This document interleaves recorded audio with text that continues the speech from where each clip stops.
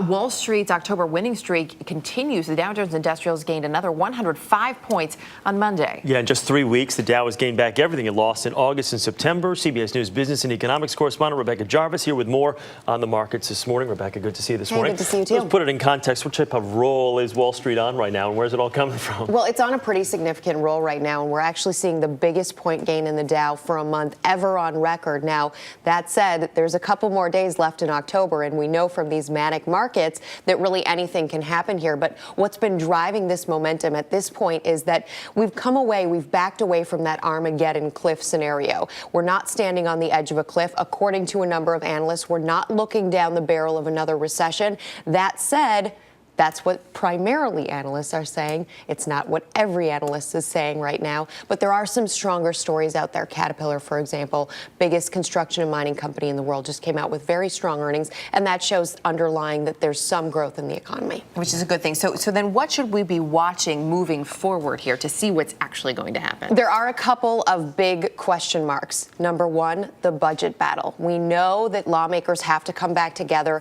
late in November, and Bank of America Merrill Lynch says that if they don't get things done, and if the $1.2 trillion in spending cuts, the automatic spending cuts, go into place, that could certainly have an impact on our growth, and we could see another downgrade from either Moody's or Fitch of our American U.S. debt.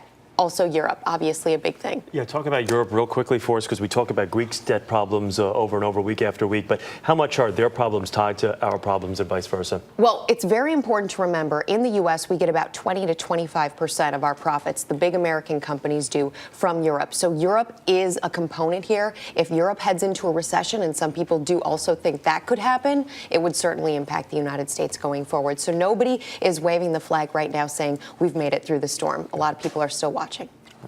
Thanks.